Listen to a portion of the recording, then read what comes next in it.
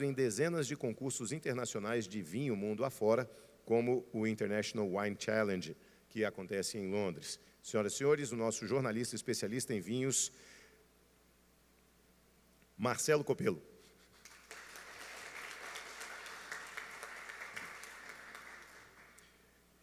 Queremos convidar também ele, que é bacharel em Administração de Empresas e Comércio Exterior pela UCS, a Universidade de Caxias do Sul, e tem curso de formação de consultores empresariais pela Fundação Getúlio Vargas, no programa de formação e treinamento de habilidades de liderança e comunicação, gestão de pessoas, com ênfase em liderança organizacional também pela ENAI Business School. Possui MBA em Administração de Empresas, Negócios Internacionais pela FGV. Com mais de 20 anos de experiência profissional na indústria de alimento e de bebidas, assessora, participando de projetos em vinícolas de todo o mundo, especialmente na prospecção de abertura de novos mercados.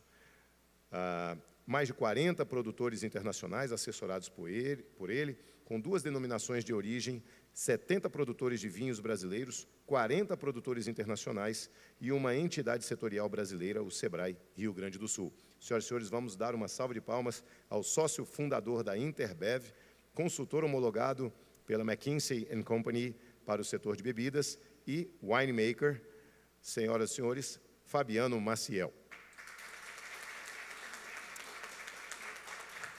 Fabiano vai nos trazer o tema Vinhos Brasileiros, Qualidade, Oportunidade e Desafios. E, por fim, senhoras e senhores, para completar o nosso time de palestrantes do Complexo Mercado do Vinho, vamos convidar ele, que é formado em Publicidade e Propaganda pela Unicinos, possui MBA em Gestão de Empresas pela FGV, com especialização na Universidade de Chicago em Políticas Públicas, Finanças e Investimentos Estratégicos. Atua com ampla experiência na indústria de alimentos e bebidas e é diretor, atualmente, de Marketing e Vendas da Cooperativa Vinícola Aurora. Para nos trazer o futuro do mercado de vinhos, as perspectivas e as tendências emergentes, vamos saudar Rodrigo Valério.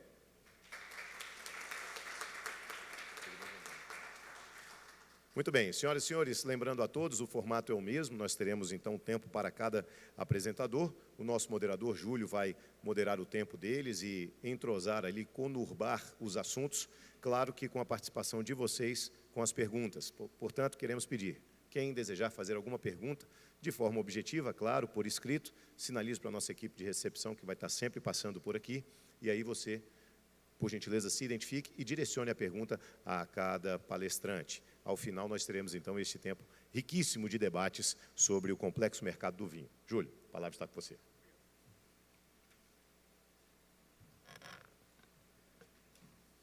Boa tarde a todas e a todos. Estou muito feliz com esse convite de participar da primeira Expo Vites. É uma alegria muito grande, porque vemos como o setor vitivinícola brasileiro tem crescido e tem se tornado cada vez mais brasileiro, efetivamente. Isso dá uma alegria muito grande, especialmente compartilhando a mesa com esses companheiros e amigos de longa data, né? Já temos muito mais de 10 anos trabalhando juntos em diferentes áreas, mas sempre pensando no mercado de vinhos do Brasil. E é muito interessante, porque o mercado de vinhos no Brasil se forma efetivamente a partir da imigração italiana na Serra Gaúcha, lá no Rio Grande do Sul, de onde eu venho.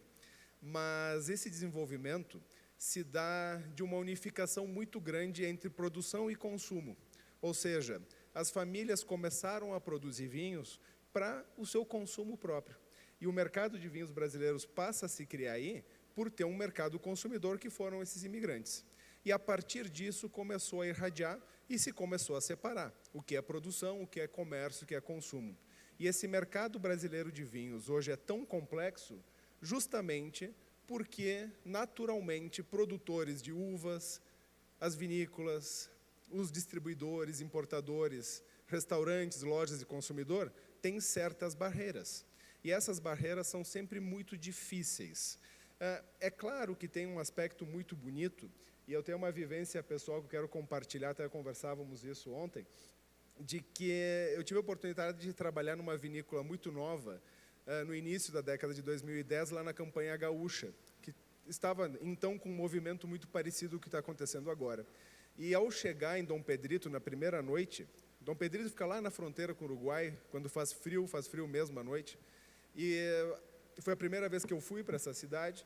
Era uma noite muito fria, fui jantar no restaurante, e tinha um casal comendo fondue, e tomando cerveja com esse fondue.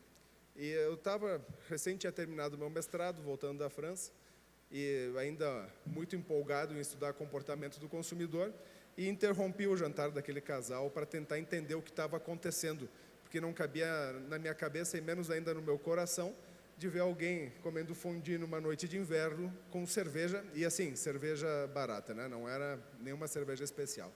E eles me deram 2, 3 justificativas que não me ajudaram nem a entender o comportamento deles, e já fiquei famoso em Dom Pedrito por ser mal educado, de interromper o jantar das pessoas. 3 anos depois, nós tínhamos em Dom Pedrito 4 vinícolas, com 4 marcas diferentes, e com uma enomatique nesse mesmo restaurante, com um combinado de ter uma torneira para cada vinícola local e uma torneira que poderia então ser usada para alguma outra vinícola, seja do Brasil ou do exterior. E quando entrei nessa outra noite, 3 anos depois, eu olhei e vi todas as mesas com vinho. Então, quando a vitivinicultura se espalha pelo Brasil, como está se espalhando, a gente fica muito feliz, porque a gente sabe como 10 anos atrás era difícil oferecer uma garrafa de vinho brasileiro e as pessoas gostarem. E quando temos uma produção local, esse povo local fica mais orgulhoso, fica mais aberto ao mundo do vinho. E esse é o grande desafio.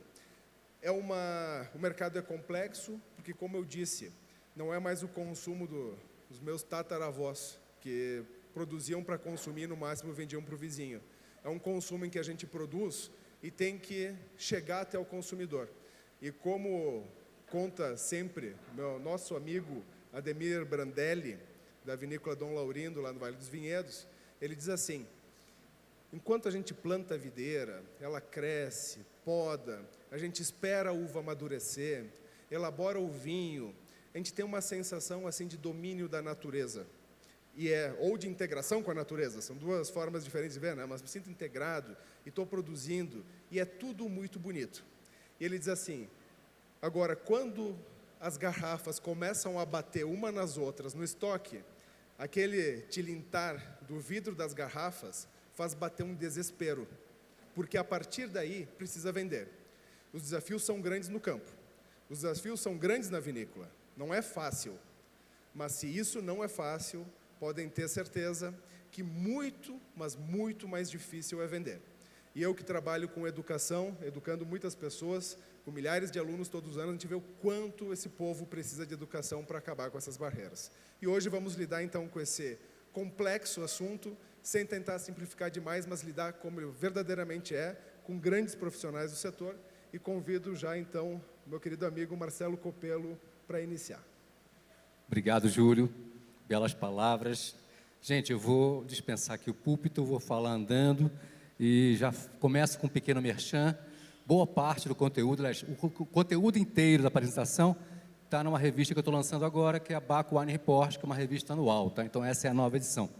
E em breve vocês vão receber comunicados pelas redes sociais. Então, podem colocar... tendências de consumo.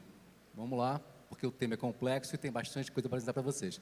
Eu vou falar primeiro, contextualizar como é que está o mundo do vinho hoje e quais as tendências mundiais, depois contextualizar como é que está o mercado no Brasil e apontar algumas tendências que eu vejo no mercado brasileiro, tá bom? Com o que sobe e o que desce. Primeiro, no mundo, estamos numa crise econômica mundial. Alguns economistas dizem que vai começar a melhorar agora, mas não sei, vamos esperar para ver. Isso quer dizer queda na produção, um pouco por falta de consumidores, porque o consumo de álcool está caindo, um pouco porque há uma mudança climática que torna a produção mais difícil, com mais pestes, mais fungos, e também porque é uma crise de insumos, né? Guerra na Ucrânia, o vidro mais caro, os insumos todos mais caros. Para dar uma ideia para vocês, a produção em 2023 foi a menor desde 61, mais de 50 anos. Em 61, faziam 3 bilhões, desculpa, faziam mais vinhos do que hoje para 3 bilhões de habitantes. E hoje temos 8 bilhões de habitantes. Então, vejam que a desproporção é muito grande. A produção de hoje é menor do que faziam há 50 anos atrás para muito mais gente. Redução de hectares plantados, falta de água, a água está escassa em muitos países produtores, tem muitos lugares que estão arrancando a vinha ou abandonando a vinha por falta de água para irrigar, e falta de mão de obra. Tá? Mão de obra é um problema crítico também. As intempéries climáticas, como eu citei, tivemos aqui no Brasil uma intempérie séria também, e queda no consumo. A geração Z bebe menos álcool em geral. Tá? Depois, existem investimentos em embalagens novas, com a pegada de carbono nova, mas isso não é uma coisa para já. É um processo tecnológico primeiro, e depois o consumidor comprar essa ideia. Então, não é que amanhã vão ter embalagens mais leves ou de papelão, e isso vai ser uma demanda grande no mercado. Não vai, esse é um processo lento. Tá? Fazer o consumidor comprar uma outra embalagem não é fácil. Os vinhos politicamente corretos estão em alta. O que é isso? Orgânico, biodinâmico, natural e principalmente sustentável. A geração Z bebe menos, gasta talvez menos, mas privilegia isso. Se ele vê que o mesmo vinho, um é sustentável, outro não, ele prefere sustentável. O enoturismo está em alta no mundo inteiro, não é de hoje isso. Enoturismo é um grande negócio dentro do negócio do vinho. Existem subvertentes do enoturismo, cada vez mais não é só oferecer hospedagem em restaurante, mas também experiências imersivas. Faça seu próprio vinho, tenha seu rótulo, venha fazer o blend com a gente e outras experiências que complementam isso. Depois, crescimento dos brancos, rosés e espumantes, é uma tendência pós-pandemia. A China está começando a beber vinho branco, que é um termômetro importantíssimo, e espumante estourou nos Estados Unidos. Rosés continuam em alta, mas numa curva menos acelerada. O rosé explodiu na pandemia, mas aquela curva, aquela aceleração alta freou um pouquinho. E low e no. O que é low e no? Low alcohol e no álcool. Há uma tendência no mundo para vinho sem álcool ou com baixo álcool. Baixo álcool que eu falo é 1 grau, 2 graus, 2% de álcool. Tá? No Brasil, 2023 foi o primeiro ano realmente pós-Covid, com 12 meses sem Covid, de fato. Então, foi o primeiro ano para sentir o termômetro do mercado, como seria em relação ao pré-Covid. E, para muitos players, caímos, claro, impossível manter o ritmo de Covid, até porque não ia ter vinho, não ia ter vidro e não ia ter fígado. Ninguém ia conseguir aguentar aquele consumo. Nosso mercado não absorveria aquela aceleração tanto tempo. É o primeiro ano pós-Covid e, para muitos players, voltamos melhor que antes da Covid. Tá? Descemos, mas num patamar um pouquinho acima. Os estoques estavam altos. Esse ano, muitos players regularizaram ou estão regularizando. Tem aqui uma fala da revista. Tudo que eu tiver aspas aqui é da revista, tá? Do Juan Pablo, que é da Santa Rita, o country manager da Santa Rita. Ele disse: vi muitas promoções de vinhos chilenos de R$50 oferecidos por 15. Então, isso, de fato, afetou o mercado, deu uma prostituída no mercado ano passado, vinhos, queimas de estoque que complicaram um pouquinho os players. Limpeza de mercado, isso aqui eu estou me referindo ao seguinte: mais de 1.000 novos importadores e distribuidores entraram no mercado da pandemia, com a euforia de grandes vendas, depois faliram e deixaram estoques. Foi um ano muito quente ano passado, felizmente esse ano o inverno está friozinho, vai vender vinho. E, claro, crise econômica no Brasil. Primeiro ano de um governo totalmente diferente do anterior, nem vou entrar em questões políticas aqui, mas a política de um governo para o outro era muito diferente. Então, gerou uma crise política no Brasil ano passado. Só para apoiar meus números, o mercado como um todo, 2023, eu botei 23 para pegar um ano fechado, tá? Caiu 11% em relação a 2021, vem caindo até se acomodar agora, acreditamos que 2024 vai voltar a subir. Eu não vou falar os números porque é muita coisa e o tempo aqui é escasso. Mas o Chile segue liderando em valor e em volume, com a Argentina em segundo e Portugal em terceiro. E também em valores, tá? Chile, Argentina e Portugal. Contexto no Brasil ainda. O mercado está otimista, tá? Eu conversei Para fazer essa revista, eu fiz uma grande matéria, uma das matérias principais da revista, entrevistei 13 pessoas relevantes do mercado, incluindo aqui a Vinícola Aurora, com o Rodrigo, que me deu belos insights. E uma das frases citadas é: o Brasil tem agora uma ótima janela no mundo, não só no mercado interno, para se posicionar como um grande player. Frase da Catherine Petit, CEO da LVMH, o maior grupo vinícola da Europa. Isso é fato. E segundo ela, complementando, vou falar sem microfone, isso se o governo... Tá. O aumento de consumo depende muito da macroeconomia, tá? No mundo e no Brasil.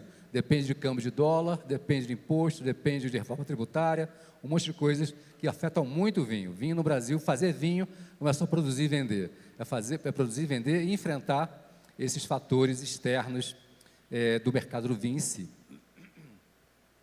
Segundo o Marcelo D'Arienzo, que é da wine.com.br, maior clube de vinhos do mundo e o maior e-commerce de longe no Brasil, ele falou: estou otimista, acompanho o mercado desde 2015, ele era do mercado financeiro, entrou no vinho, e pela primeira vez eu estou vendo a possibilidade de ter um mercado de fato de consumo, dependendo da taxa de juros. Então, depende de fato da macroeconomia, porque o brasileiro não tendo dinheiro no bolso, reflexo da taxa de juros, não compra vinho. O brasileiro, agora eu falo a minha, eu acompanho o mercado há mais de 30 anos, o brasileiro sempre quer beber mais vinho, tem mais gente querendo beber vinho, e quem bebe quer beber mais e melhor. O que faz o mercado flutuar a macroeconomia, é ter ou não dinheiro no bolso, o brasileiro. Se ele não tem, ele não compra, ou compra um vinho mais barato. Tendências no Brasil, o que está em queda? A importação direta. Na pandemia, muita gente importou direto. Ao invés de usar uma trader ou o importador tradicional, um supermercado, uma loja, um restaurante importou direto, porque vendia fácil, os vinhos saíam facilmente. Isso está em queda porque não está vendendo mais tão fácil. E eles viram que para vender tem que investir em marketing, em divulgação do seu vinho, em distribuição, e muitos desistiram no meio do caminho. E estão em alta justamente as traders, distribuidoras importando direto também, tá? Essas que já têm o seu trabalho consolidado, estão voltando a crescer. Em alta, rosés, sempre. Na pandemia, o rosé aumentou 80%, numa base, diriam, anedótica, mas cresceu, multiplicou talvez por 10 o seu volume, para alguns players até mais, mas agora essa curva suaviza, tá? Em alta, brancos, em especial brancos de uma gama mais alta. O nosso mercado está se premiumizando. O brasileiro que consome vinho premium, está gastando mais em vinhos brancos. E por que não o rosé? Eu estava entrevistando o Adolar Herman, da Decanter, ele disse: olha, rosé, eu não levo depois de uma degustação rosé para casa, o branco, se for bom, eu levo. Quem bebe vinho mais caro, não compra rosé. Tá? O rosé é mais no consumo de vinhos de entrada e média gama. Então, por isso, na hora que o vinho premium cresce, o branco cresce e o rosé nem tanto.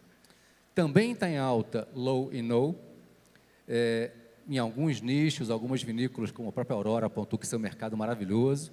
Outros não apostaram, a Evino e a Wine, que lidam com grandes mercados no e-commerce, acham que não é a hora ainda do vinho com baixo álcool no Brasil, porque ele custa um pouquinho mais e o consumidor não quer pagar mais por alguma coisa que está menos, né? Menos álcool.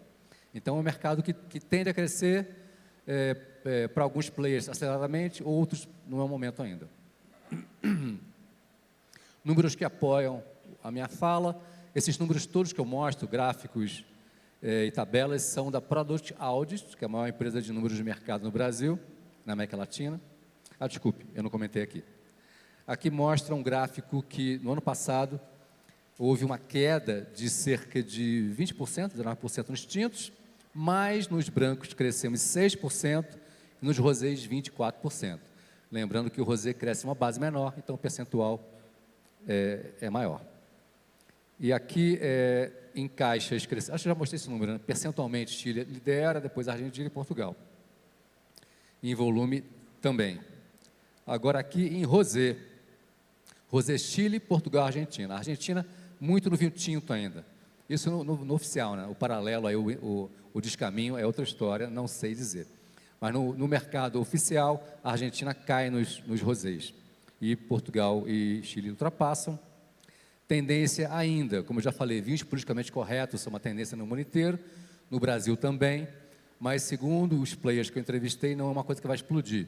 Deve seguir crescendo de maneira sólida, mas sem grandes picos, tá? Orgânicos, sustentáveis, sobre bases pequenas, crescimento suave. Vinhos premium, super premium, ultra premium e luxo. Luxo está sempre no céu, né? Isso não muda. Então, esses cresceram bastante, tendem a crescer mais. A Decanter, que é uma importadora focada no nicho de vinhos de mais alta gama, cresceu 25% no passado e quer crescer mais esse ano. E eu confesso que eu vi uma coisa no passado esse ano que é raro ver no mercado, eu que estou há 30 anos. Importadoras crescendo o portfólio e com vinhos mais caros, tá? Buscando mesmo vinhos para se diferenciar. Sobretudo velho mundo, tá bom?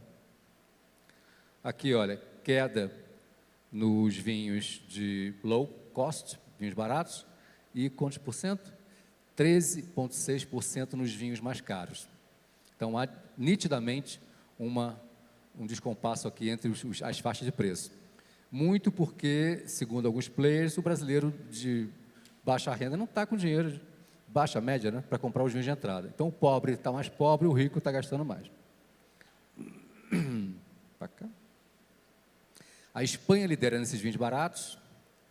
Eu tive na Fenavim, maior feira da Espanha no passado, e de fato tem muito vinho saindo a €1 e pouco, tá? €1,20, €1,5, e vinhos aceitáveis, ou até inaceitáveis, mas que entram no mercado e giram, tá? A Espanha lidera, então, esse mercado no Brasil. E vou comentar um pouquinho dos grandes players. Chile lidera há muito tempo. E vou citar uma fala do Adriano Miolo aqui. O Chile vai precisar se reacomodar no mercado brasileiro. Perderam mais de 30% na China e perderam no mercado europeu e americano também. Estamos na expectativa, nós, vinícolas brasileiras, porque o movimento deles afeta o nosso. Aqui eu já não estou lendo ipsis literis. Se o Chile, para recuperar mercado no vinho barato, que eles perderam, baixar mais ainda o preço, aí, então, o Chile a tendência é tentar subir a imagem e o preço dos vinhos deles. E, de fato, a própria Santa Rita, com quem eu conversei, vai investir mais nas linhas de Gran Reserva para cima, porque é o caminho para eles. Os vinhos ultra baratos não está fácil, tão fácil vender assim. E uma fala do Adão Borelato na minha opinião, o Chile chegou ao seu ápice em 2017, quando chegou a 53% de share, e agora vem caindo, perdendo share ano a ano para o Portugal, no oficial, e para a Argentina, no descaminho. Está aqui o Chile liderando o low cost, o Chile lidera, tá? O Chile tem um share ainda maior no low cost, quase 50%. A Argentina. Olha, a Argentina é uma incógnita, porque a gente não sabe de fato quanto vinho argentino tem no país. Conversando antes aqui, teve até a palestra de descaminho aqui, estima-se que, fazendo uma conta rápida, não tem número oficial, claro, né? É ilegal, não existe o número oficial, mas estima-se que a diferença entre Chile e Argentina, em 2003, estava empatado, Chile e Argentina. 11 anos depois, essa diferença seria o tamanho do descaminho, é um chute razoável. E essa diferença é de 48 milhões de garrafas, 50 milhões que eu botei aqui na apresentação. Numa conta rápida, se cada garrafa dessa for chegar no mercado FOB $4, temos 200 milhões de dólares. E na gôndola, isso vai representar R$1 bilhão, preço final ao consumidor. Esse R$1 bilhão gira talvez R$10 bilhões no mercado. Empregos, lojas, distribuidores, sommeliers. Então, o prejuízo de contrabando, de descaminho no Brasil é enorme e prejudica a indústria argentina.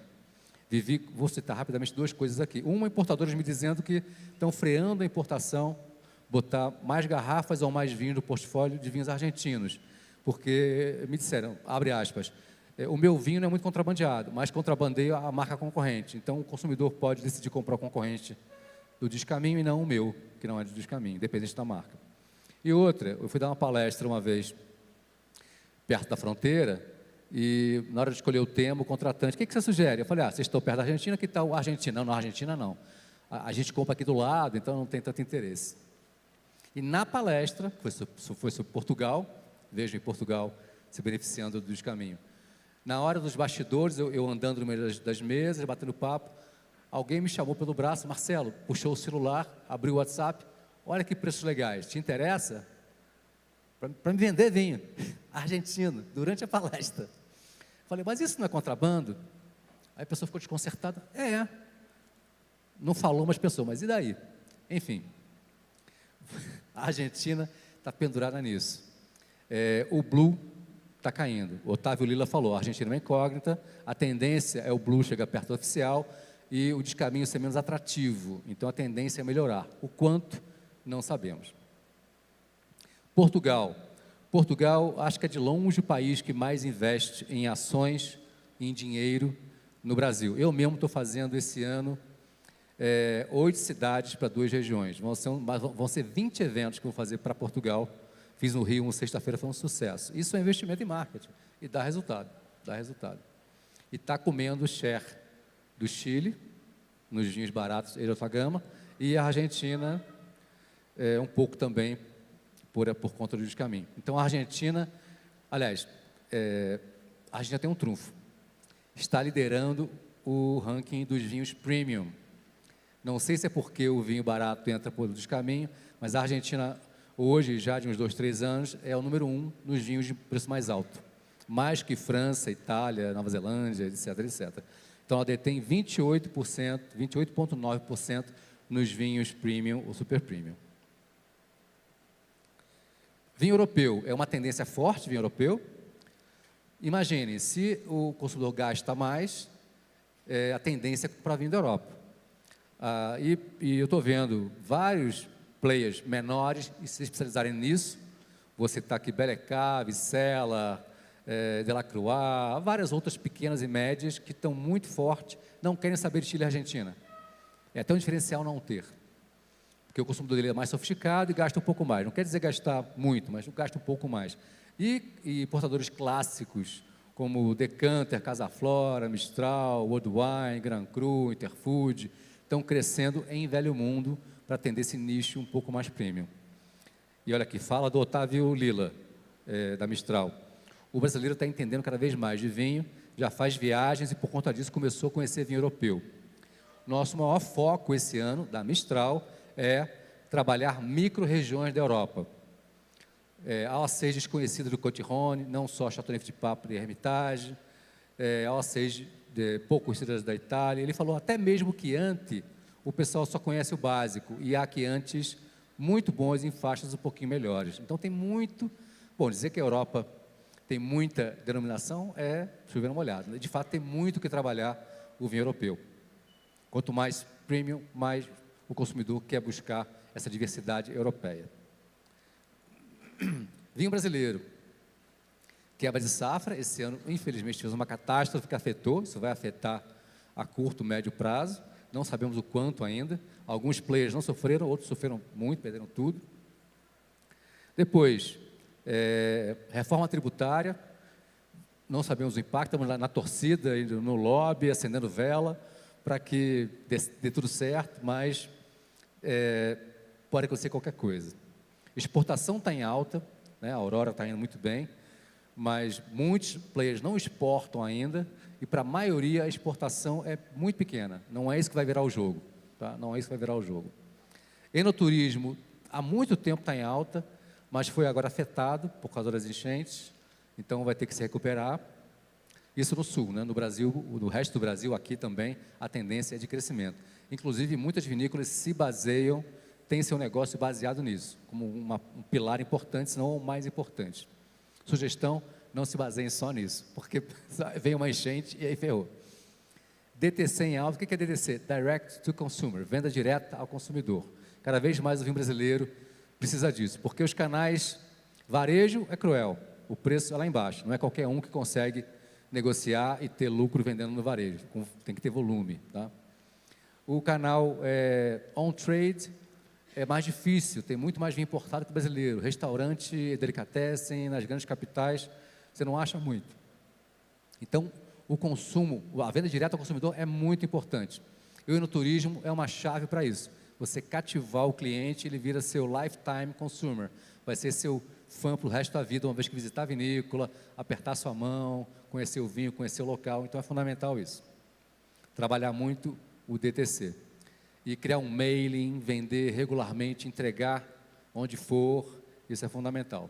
Não ficar esperando a vinícola o cara vir, né? Ir atrás dele também. E o vinho de mesa caiu 4%, mas para alguns players subiu. Para a vinícola Góes, aqui em São Roque, lá em São Roque, né? Cresceu 4%. E segundo o Cláudio Góes, cresceu porque melhorou a qualidade do produto, pois há mais tecnologia.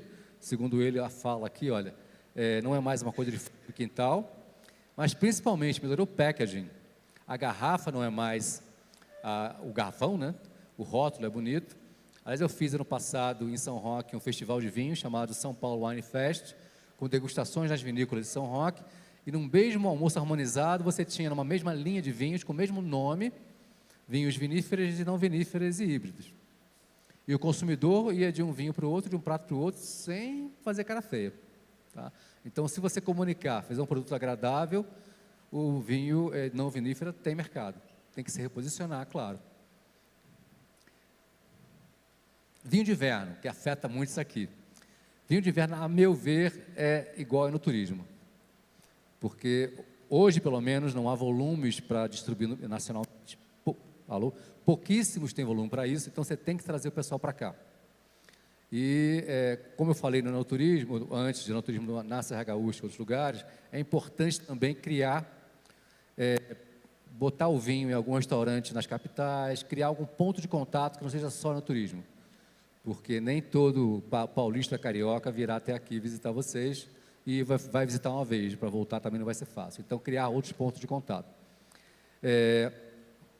Olha aqui, segundo Adriano Miolo, segundo Cláudio Góes, vinho de inverno não vai nos trazer competitividade, não é volume, não é dinheiro, mas traz qualidade, traz publicidade e traz enoturismo. A Góes faz vinhos não vinífera, vinífera e vinífera de inverno. Para eles, o inverno é a cerejinha do bolo e dá um brilho no portfólio para eles. E segundo Adriano Miolo, que não faz vinho de inverno, embora faça vinhos no Nordeste, com 2 colheitas, os vinhos de dupla poda vão aumentar a presença do vinho brasileiro no mercado. Isso é bom, tá? Conversando com Ciro Lila, ele estava com medo. Nossa, tem 200 vinícolas novas, vai roubar o mercado Mistral. Eu falei, Ciro, calma. Pelo contrário, vai criar consumidores novos que vão experimentar vinho a primeira vez, ou um vinho bom pela primeira vez, e vão comprar vinho Mistral. Hoje vão comprar um brasileiro, amanhã um italiano, depois vão comprar o vinho Mistral. Então, vai gerar consumo e vai aumentar a presença. O Brasil é muito grande, gente. O vinho não chega em todo lugar. Então, quanto mais vinícolas, mais pontos de contato com o vinho, para o mercado como um todo, a médio e longo prazo, melhor. E, finalmente, a minha última tendência, para eu citar aqui, estou com tempo de sobra, hein? É recorde. É o marketing, gente. Muitos players saíram do mercado porque entraram com estoque grande, achando que o vinho ia vender fácil e não vendeu. Como diria o Ademir Brandelli, né? Não basta produzir e engarrafar. E aí? E depois? E uma parte importante é você fazer chegar a comunicação ao cliente para depois vender. Então, olha, fala do Ari Goronstein da Evino. Necessidade de trabalhar marketing aumentou, porque o vinho premium se vende com marketing. Sem trabalho de marketing, merchandising, que tem um custo, esse produto não gira. E é por isso que muitos players saíram. Tá? Eu costumo dizer que tem 3 tipos de vinho no mercado, maneiras de vender vinho. O vinho de varejão, que você vende pelo preço, baixou 10 centavos, ganhou competitividade. O vinho de grandes marcas, seja caro ou não, Concha e Toro, o Sangue de Boi, que é um campeão de vendas, o Dom Melchior, que é caríssimo, Alma Viva, são marcas. A pessoa chega na loja e já sabe o que quer, me dá um caseiro. Não tem que fazer marketing, quer dizer, tem que fazer um marketing para permanecer presente, mas não tem que investir para sair do zero e ser conhecido. Agora, nesse meio, entre o vinho de €1, de $1, e o Casal Garcia, que já está consolidado, é só botar na prateleira que vende, tem aí um mar de vinhos que não pode ser tão baratos porque não vai competir e não tem fã para vender. Então, esses precisam contar história com promoção, com marca de divulgação, eventos, revistas, sites, todo o leque de ferramentas de promoção. E, bom, vou deixar as perguntas para o final, tá? Obrigado, gente. Caminhão de conteúdo, né? Espero que tenham gostado. Muito obrigado. Assim, antes que eu esqueça, em breve vou lançar a Confraria Digital Marcelo Copelo. É um encontro quinzenal, mediante uma assinatura, a gente vai tomar vinho juntos, bater papo online, tá bom? Em breve, daqui a um mês mais ou menos, vão ficar sabendo. Obrigado, tchau, tchau.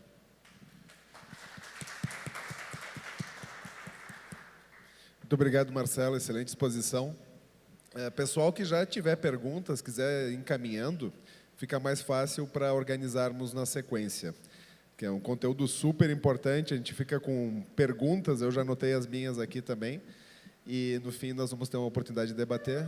Fabiano, contigo a sequência. Boa tarde a todos. Primeiramente eu gostaria de agradecer a presença de todos e a oportunidade de estar aqui fazendo esse painel com grandes amigos e grandes profissionais do vinho. Agradecer ao Copelo por ter me dado mais 3 minutinhos.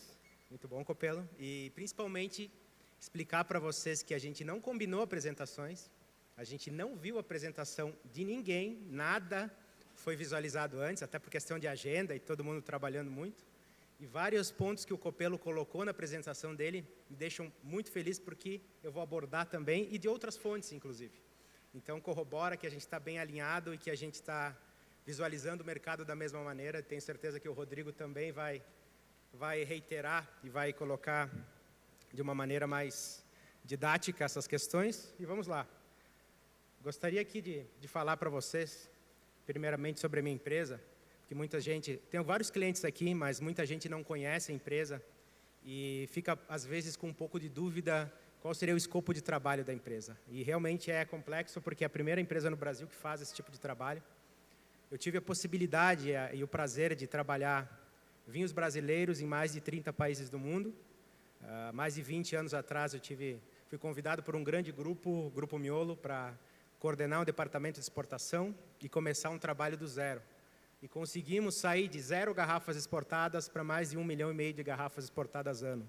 Então, o vinho brasileiro está no meu coração, está no meu sangue, é basicamente a minha região, é a região que mais produz vinhos hoje no Brasil, e eu tenho um grande apreço e sou um cara muito otimista em relação à qualidade do vinho brasileiro e também a questão de competitividade do mercado. Após vender vinho brasileiro em 30 países, fui convidado por um grupo espanhol, Família Torres, para vender vinhos na América Latina e, posteriormente, também no Brasil, quando eu assumi a importadora do grupo. Então, já tive bastantes acertos no mercado, bastantes erros no mercado, uma experiência interessante, e quero passar isso para as empresas brasileiras. Esse é o objetivo da Interbev. Depois de mais de 20 anos de trabalho vendendo vinho, basicamente, porque todos somos vendedores de vinho. A pessoa, independente do papel que ela está fazendo na vinícola, ela é vendedora de vinho. Então, depois de todo esse tempo, a ideia é passar esse conhecimento para as empresas brasileiras. Como foi falado no início e pelo Júlio também, a gente já atendeu 84 vinícolas brasileiras nesses 5 anos. A empresa vai completar 5 anos agora, no final do mês. E mais vinícolas estrangeiras, que nos dá também uma ideia do que está acontecendo fora do Brasil, de qual é a visão dessas empresas em relação ao mercado brasileiro. Isso é muito bacana e a gente vai comentar nos seguintes slides com muita informação, algumas iguais do Copelo, outras não, mas informações importantes. A gente trabalha aí em 360 graus com as vinícolas, desde a questão de gestão, de administração, de formação de custo, preço de venda, até a área comercial, com prospecção de mercado, inclusive, passando por todas as áreas aí das vinícolas. E o objetivo é o quê? É trazer essa expertise e algumas metodologias que os europeus, principalmente, trabalham há mais de 300 anos, para que as empresas sejam mais eficazes. E o que o pessoal estava comentando aqui antes é a mais pura verdade. O trabalho de vender vinho é muito mais complexo que o trabalho de produzir vinho. As dificuldades começam da porta da vinícola para fora. E a gente bate muito nisso e conversa sobre isso com todos os clientes para que eles entendam que é muito importante ter qualidade dentro da garrafa, sim, É muito importante. Mas isso é 1/3 do trabalho, no máximo. Depois disso que as questões começam a ficar mais complexas, né? Vamos falar um pouquinho do mercado de vinhos no Brasil. Nosso amigo já comentou alguma coisa, mas vamos frisar aqui algo mais. E eu tenho alguns gráficos bem interessantes para que vocês entendam o que está acontecendo. Eu acredito que hoje é talvez o melhor momento da história para os vinhos brasileiros dentro do mercado brasileiro. Por quê? Vocês observem aqui, hoje eu recebi uma informação da Wine Intelligence, nova, muito nova, recente, que se estimava que seriam 50 milhões de consumidores no Brasil no final deste ano. Eles erraram. A estimativa aponta agora, nova estimativa, para 59 milhões de consumidores de vinho. Ou seja, mais do que duplicou nos últimos 5 anos. E, pessoal, isso não acontece em nenhum mercado do mundo. Nenhum mercado do mundo está com tamanho crescimento de consumidores como o Brasil. Copelo falou muito bem da questão de recessão, de queda do poder de consumo fora do Brasil. E até eu fiz uma palestra sobre dados de mercado para várias vinícolas brasileiras do sul do Brasil no ano passado. E qual foi a última lâmina? A última lâmina mostrava a queda de consumo em vários países e o resultado do Brasil. Em resumo, ninguém pode reclamar, ninguém pode dizer que o mercado brasileiro não está ruim, não está bom. Na verdade, comparando com mercados tradicionais do mundo, ele está muito bom e vem crescendo há muito tempo, algo que mostra uma solidez e uma constância aí no mercado. Uma coisa bem interessante, esse dado é muito interessante, quase que 100% dos vinhos consumidos no Brasil estão numa faixa do litoral até 300 quilômetros para dentro do país. Nós estamos crescendo muito em número de consumidores. Isso nos dá o quê? Uma ideia e um indicativo comercial que tem que ser trabalhado também no centro do país. E essa feira e a produção de vinhos de dupla poda, vinhos de inverno, vai contribuir muito com isso. Então, a ideia principal e o trabalho principal no Brasil hoje é ampliar a base de consumidores, que as pessoas descubram o vinho, seja qual for o nível de qualidade, vinho comum, vinho fino, não interessa, a gente tem que popularizar mais a bebida, é isso que está acontecendo nos últimos anos aí no Brasil. Aqui, Júlio. E atrás. Ó. Vamos analisar um pouquinho aqui dados de como está o mercado agora. A gente tem informação aí de janeiro até março, que é basicamente a mesma informação que está pintando aí para o primeiro semestre aí no Brasil. E a gente nota aqui, como estamos em espumantes. Eu gostaria que o mercado, que o gráfico de vinho fino fosse igual a esse gráfico de espumante. Ou seja, nacional está com 75% do mercado contra 25% de espumantes importados. O ano passado aconteceu um movimento bem interessante no segundo semestre, onde as espumantes, com exceção de champanhe, internacionais começaram a crescer, o que começou a apertar um pouquinho a questão dos produtores brasileiros, e a gente tem que manter esse mercado de espumantes com, no mínimo, supremacia de produtos brasileiros. Isso foi um trabalho muito bem feito, um trabalho conquistado, com qualidade de produto e com muito trabalho, né? Já é o contrário, a gente vê aqui na questão dos vinhos finos, que a gente nota aqui que temos aí 61% basicamente de vinho nacional de mesa, 4,3% de vinho fino no ano passado e 34% do importado. Quais foram os movimentos principais? O importado aumentou um pouco, o vinho fino também, nacional, aumentou, e o vinho de mesa caindo, que não é uma questão de um ano para trás, é uma questão que já está acontecendo nos últimos 5 ou 6 anos, a comercialização de vinho comum vem caindo. Não sei se isso é bom ou é ruim para o mercado brasileiro, mas eu acredito que o consumidor está evoluindo na sua questão de conhecer melhor os produtos, está buscando produtos diferentes, tem noção melhor de qualidade, analisa melhor o vinho importado, analisa melhor o vinho nacional e está mais aberto ao vinho nacional fino. Então, essa mudança de mercado é uma mudança quase que natural. Talvez vá a seguir para os próximos anos. Janeiro a março de 23 versus janeiro a março de 24. O que aconteceu? Espumante nacional retomou seu protagonismo, continua crescendo, cresceu 5% nesse período, comparado com o ano passado. O vinho nacional fino, 6%, e o vinho importado, 5%. Destaques de queda, champanhe e espumante importado, caiu 6%, e o vinho nacional de mesa com menos 14%. Ou seja, o mercado já está se tornando um mercado mais estável, e essas tendências que a gente está vendo são tendências que eu acredito que vão nortear os próximos anos aí no Brasil. Olhem só esse gráfico, pessoal. A gente não consome nada ainda comparado com países desenvolvidos. Mesmo com essa ampliação de base de consumidores de 25 milhões, que eram há 5 anos atrás, para 59 milhões de consumidores agora, ainda a gente consome muito pouco. São 2,4 litros somente de vinho no Brasil per capita ano. É muito pouco. Ou seja, a gente tem o Brasil é um dos poucos países no mundo que tem uma possibilidade de crescimento tão grande para o futuro. Se a gente for observar hoje o mercado europeu, ele já está num limite, ele já estagnou, ele não cresce mais em consumo. Muito pelo contrário, o consumo está caindo. Onde são as grandes apostas para os produtores internacionais? O Brasil é uma delas, América do Norte, China. A gente não sabe, mas como a gente atende muitos produtores internacionais, o que eu posso dizer para vocês é que todos eles têm na sua lista de países prioritários o Brasil. O que nos força a ser mais competitivos ainda para o futuro e melhorar ainda a nossa qualidade. Ontem foi comentado que o Brasil evoluiu na questão de viticultura e enologia 40 anos em 10, evoluiu muito na relação qualitativa do produto. E o que eu desejo para o Brasil no futuro no mercado brasileiro? Que ele evolua em gestão e principalmente gestão de marketing e gestão comercial. Se conseguir evoluir da mesma maneira que evoluiu na questão qualitativa de produção de vinho, certamente nós vamos estar brigando ou batendo forte com o vinho importado. Vamos tomar mais market share dentro do nosso mercado.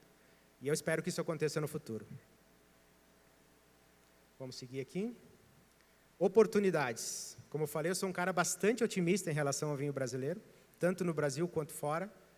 E agora eu vou mostrar para vocês alguns gráficos que corroboram essas oportunidades. Vamos começar aqui com um pouquinho de texto. Como eu falei para vocês, o Brasil é um dos pouquíssimos mercados do mundo que apresentou nos últimos anos crescimento considerável e mantém-se em crescimento. Resistência de consumidores com o produto brasileiro. Quando eu comecei a vender vinho fora do Brasil, o pessoal da Miolo dava risada, eles comentavam, é muito mais fácil vender vinho brasileiro lá fora do que vender aqui dentro. Olha, eles tinham razão naquela época. O que está acontecendo hoje? A gente tem notado que os importadores, os distribuidores, lojistas, restaurantes não podem mais ficar sem vinho brasileiro.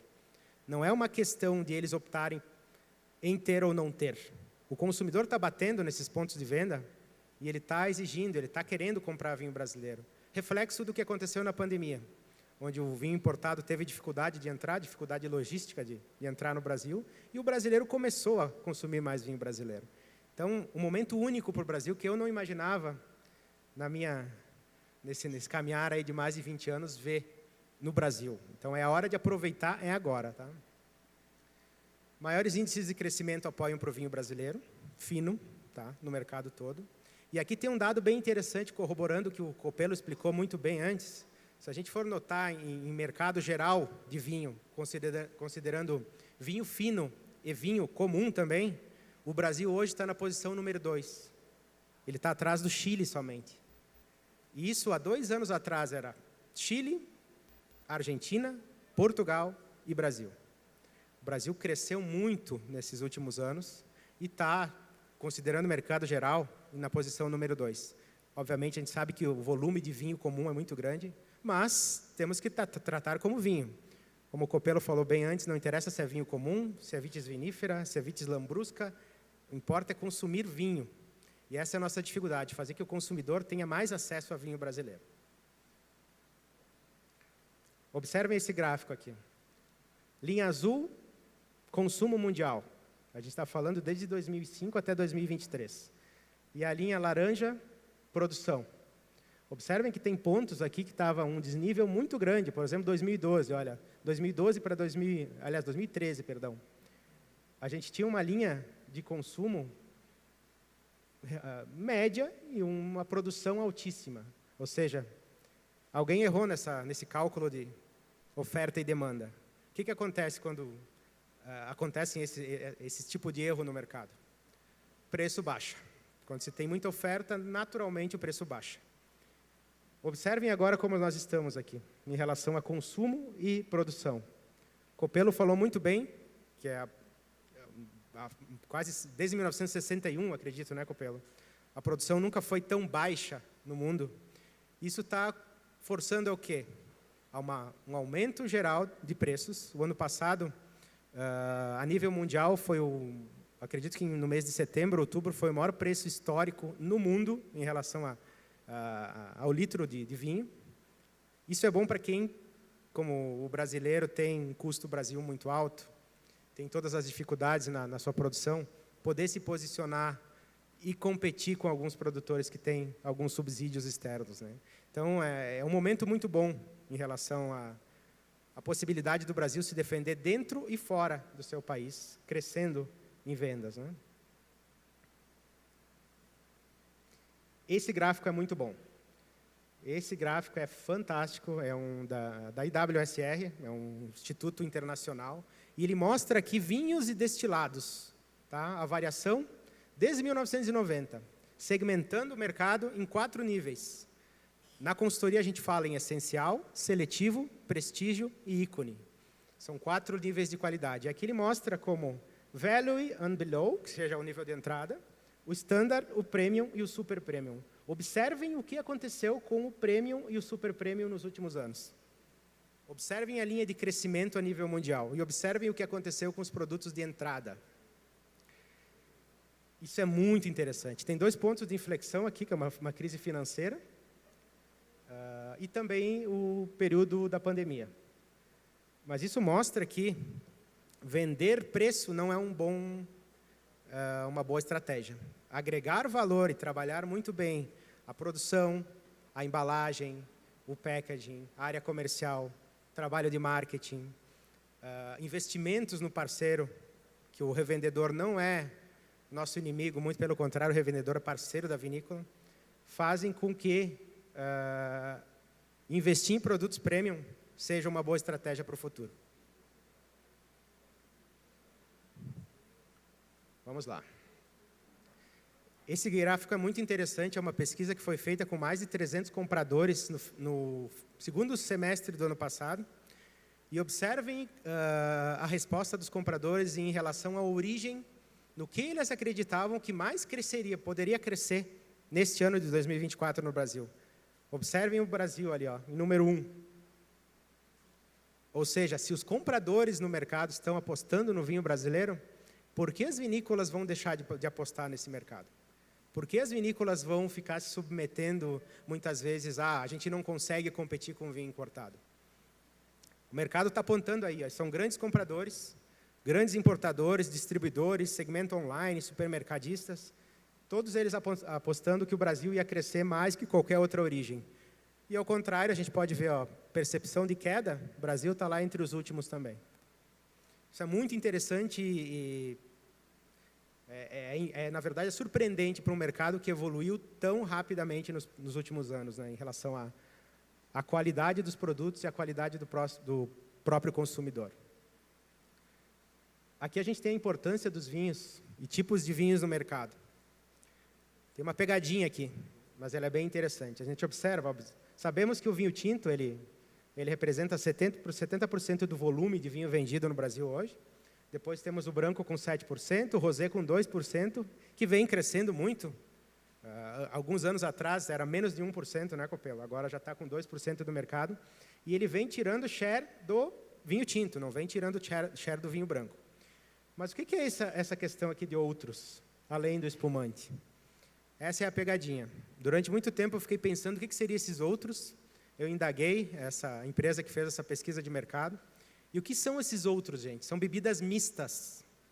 Isso mostra muito a evolução do brasileiro e também aquela questão de sair um pouquinho da caixa, sair um pouquinho do normal. O que são bebidas mistas? São bebidas mistas que contêm vinho, espumante, algum suco, qualquer coisa.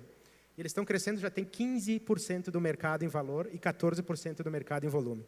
Então, a gente tem que deixar de ser quadrado ao ponto de pensar só vinho fino é bom. Isso é uma tendência que acontece no mundo. O mundo todo está comprando esse tipo de produto e remete à questão de nível de álcool baixo, bebidas mais saudáveis. O mercado norte-americano cresce mais de 30% ao ano esse tipo de produto. A Aurora faz muito bem, trabalha muito bem esse tipo de produto há muito tempo, né, Rodrigo? Então, a gente tem que começar a pensar no mercado como um todo também, não somente dentro da caixinha, pensando como um vinho fino. Agora vem a parte melhor. Desafios. A gente tem que se preparar muito, ser muito profissional em relação ao que vem pelo mercado. Eu tive a sorte de trabalhar para um grupo espanhol que se chama Família Torres. Eles têm 300 anos de história, basicamente. E já sofreram com 2 guerras mundiais, onde a empresa foi destruída, uma guerra civil espanhola, onde a empresa foi destruída. E eles estão em 170 países do mundo hoje. Isso sim é resiliência, isso é preparo. E eu aprendi com eles que todas as decisões tomadas numa empresa, elas têm que ter um embasamento muito forte. A gente não vai tomar uma decisão simplesmente porque a gente acha que é bom. E o que acontece com o Brasil aqui nessa questão? 60 mil rótulos entram a cada ano, rótulos novos no Brasil. O que a gente vai fazer para se diferenciar desses 60 mil novos rótulos? Que contém vinho importado e que contém vinho nacional. Esse é o grande desafio. Somente com uma estratégia muito boa de marketing, uma estratégia muito boa no comercial, a gente vai conseguir tentar fazer frente ao vinho importado. Então, esse é um número que é um número muito impactante, mas que a gente tem que imaginar e analisar ele com bastante critério. O que a gente vai fazer para se diferenciar desses caras? Como eu vou fazer? Continuar produzindo o meu Merlot com 6 meses de barrica, com rótulo tradicional? Não vai vender. A gente tem que fazer algo diferente, a gente tem que pensar um pouquinho fora da caixa, trabalhar cortes diferenciados, trabalhar regiões diferenciadas, ser mais criativo em questão de embalagem, de rótulo, sair um pouquinho da caixa, né? O que a minha empresa se propõe para entregar para o trade? O que a gente vai fazer para ajudar o comprador a vender mais o vinho? Qual a estratégia que a gente definiu para isso? Se não houver uma estratégia, não vende. Pode ser o melhor vinho do mundo, pode ser a melhor qualidade de uva, pode ser o melhor enólogo. Se não tiver uma estratégia comercial bem definida, parou. Vai acontecer como o nosso amigo Brandelli comentou. A gente começa a ver as garrafas empilhadas no estoque e aí o pânico começa a bater. Então, tem que se trabalhar muito isso. Por que eu falo isso para vocês? 99,9% dos clientes brasileiros que a gente atende, eles pensam e focam muito no P de produto. Muito do vinhedo, muito no líquido. Às vezes pensam muito na questão de embalagem, mas nunca pensam, o que eu vou fazer para vender esse produto? Aonde eu vou vender esse produto? Para quem eu vou vender esse produto? Sou competitivo em relação aos concorrentes, sim ou não? E aí que está o pulo do gato. Aí que faz a diferença. Se não tiver estratégia bem definida, não vai vender. Qual o tamanho do meu poder de negociação em relação aos concorrentes? O que eu estou fazendo de diferença? Como eu estou apoiando? Será que eu estou apoiando mais o meu revendedor do que o meu competidor? São perguntas que a gente tem que se fazer todos os dias. Aqui a gente tem uma arte bem interessante que eu peguei no LinkedIn, que eu acho muito bom. A gente não vende para distribuidores. A gente vende com os distribuidores. Esse é um conceito muito importante. Ou seja, o distribuidor, mesmo que ele ganhe uma margem maior que a sua, que acontece no mercado, ele não é o teu concorrente, ele é uma extensão da tua equipe comercial. Então, se não houver apoio para os distribuidores, nada acontece. Temos que ter isso internalizado no nosso pensamento todos os dias.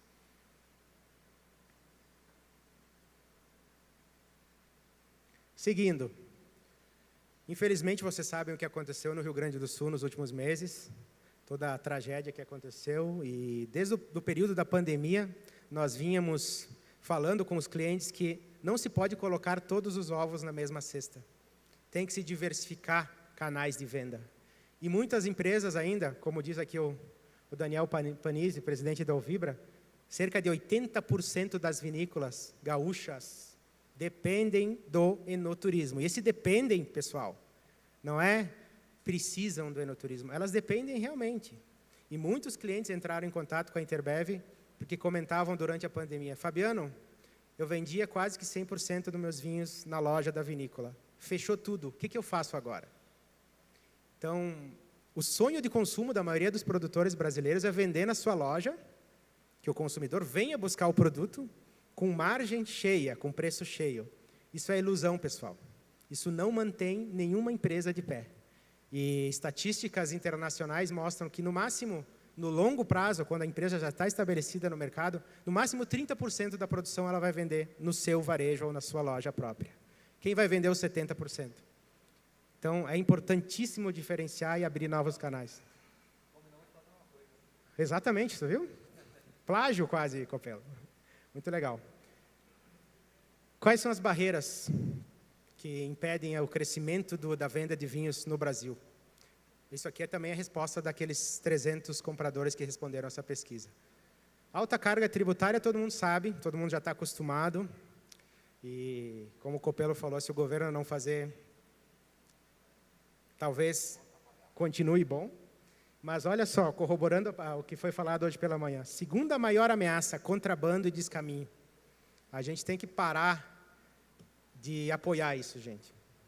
Eu sei e conheço muitos donos de vinícola que participam do grupinho do WhatsApp e compram vinhos assim. Eu não deveria estar falando isso, mas existem donos de vinícola que fazem isso. Se um dono de vinícola adquire um produto que não é legal, ele não pode reclamar do contrabando. Então, a gente tem que começar a pensar de uma maneira mais responsável, não estimular, não entrar nesses grupinhos, denunciar, que só assim a gente começa a ter um pouquinho de controle, uma ilusão de controle sobre esse mercado. Depois vem a questão de acesso à mão de obra, toda a questão. Mas o que são tendências? Agora sim, Copelo, a gente vai estar muito junto. Rapidamente, que eu tenho 3 minutos e 15 somente. Consumo anual de vinhos no Brasil.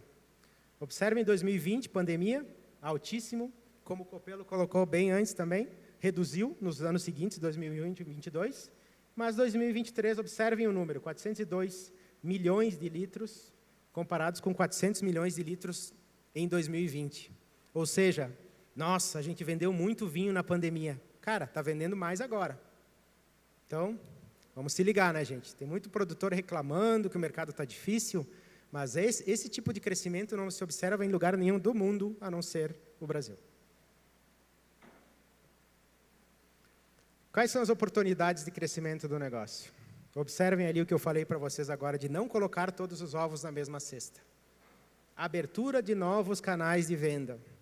A vinícola pode sim vender na sua loja, na sua vinícola, é salutar, é muito bom, mas ela tem que trabalhar pelo menos em restaurantes, em lojas especializadas, tem que ter um canal online, tem que ter clube de vinhos, e existem N ferramentas para que possa se diversificar isso, né?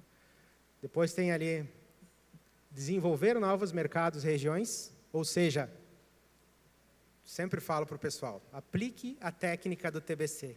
Qual é a técnica do TBC? Tire a bunda da cadeira e vá visitar os clientes. Esse é a melhor estratégia possível para uma vinícola. Ficar esperando o cliente chegar e comprar o teu produto é muito fácil, mas vender vinho é diferente. A pandemia nos ensinou que as vinícolas foram compradas, agora a gente tem que vender, tem que fazer o processo de venda. Então, a gente puxa muito a orelha e brinca com isso, mas é uma realidade que a gente tem que levar para todos os dias. Vamos lá. Tendências, como o seu Copelo falou, vou te copiar muito agora, tá, Copelo? Vinhos mais frescos, ou seja, o mercado já não está tolerando muito questão de Malbec com 15 de álcool, de Taná uruguaio com 16 de álcool. A tendência de vinhos mais modernos, vinhos mais europeus, está começando a imperar. Pode demorar um pouquinho ainda para que isso aconteça na grande maioria do mercado, mas é uma tendência que já está se materializando. Brancos, rosés e espumantes. Copiei o Copelo de novo. Redução de peso de garrafas, tá, pessoal? Aquela história de quanto a garrafa mais pesada for, melhor o vinho. Isso aí é mística, tá? Além de ser extremamente ruim para o meio ambiente. Embalagem e rotulagens mais interativas, ou seja, vamos sair do óbvio. Vamos sair do óbvio, vamos trazer informações novas para os consumidores no rótulo e contra-rótulo. Eles têm que se interessar pelo produto de alguma maneira. E a gente tem que apoiar esse tipo de questão, né? Moderação no consumo. Mundo inteiro, Brasil não vai ser diferente, ok? Vai se consumir vinhos de melhor qualidade, porém menos vezes, em menos quantidade. Enoturismo, experiências premium, sem dúvida, não? Experiências, não é vender vinho na sua loja, tem que ter experiências para poder captar o consumidor, algo muito interessante também.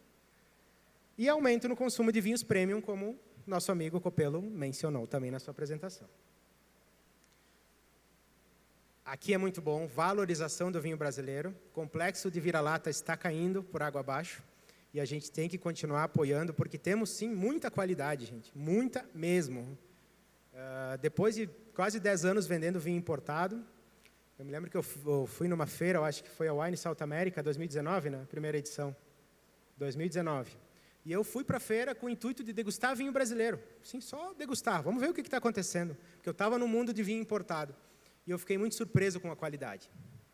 E comparando com grandes vinhos importados, a gente notava que realmente o Brasil evoluiu muito rapidamente em pouco tempo. A gente tem que valorizar isso e passar essa informação adiante. Chega do brasileiro pensar que ele é o pior do mundo. Ele não é o pior do mundo. Vamos valorizar os produtos nacionais. IPs e denominações de origem. Valorização. O consumidor está começando a descobrir o que é uma IP, uma indicação de procedência, o que é uma DO, uma denominação de origem, e valorizando isso. É um trabalho que logo, logo vocês têm que fazer aqui nos vinhos de inverno para fortalecer muito as denominações de origem. E aumento de estratégia de fidelização. Existe N estratégia de fidelização. Cashback, por exemplo, é uma delas, para dar um exemplo somente. Temos que fazer alguma coisa diferente para que o consumidor volte a comprar o produto. O brasileiro, como ele está aprendendo de vinho, ele quer ter experiências diversificadas. Hoje ele vai beber um Syrah brasileiro, amanhã ele vai querer do Rhône, na França, ou da Austrália, ou da Nova Zelândia, ou dos Estados Unidos, ou do Chile. Ele não tem uma fidelidade porque ele está aprendendo sobre vinho. Então, a gente tem que traçar estratégias realmente que fidelizem o consumidor um pouquinho mais. Ok, gente? Corri no final porque eu queimei um pouco aqui. O Júlio vai ficar bravo comigo, ele falou que ele ia estar controlando o tempo. Mas agradeço a vocês pela paciência, principalmente, de estar ouvindo esses dados e fico à disposição para maiores perguntas. Muito obrigado.